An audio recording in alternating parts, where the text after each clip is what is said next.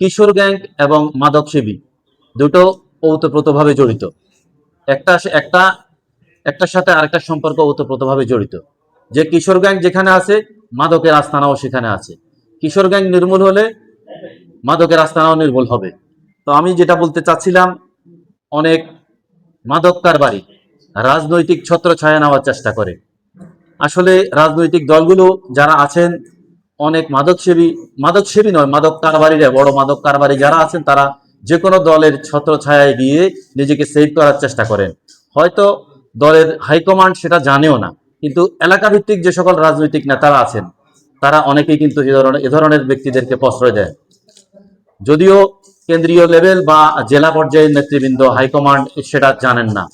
আপনারা এ বিষয়ে আমি রাজনৈতিক নেতৃবৃন্দের দৃষ্টি আকর্ষণ করব, এলাকা ভিত্তিক যারা রাজনীতি করে তারা এ ধরনের মাদক কারবারিদেরকে প্রশ্রয় দেয়, তাদের থেকে বেনিফিশিয়ারি হয়, যে কারণে তাদেরকে প্রশ্রয় দেয়।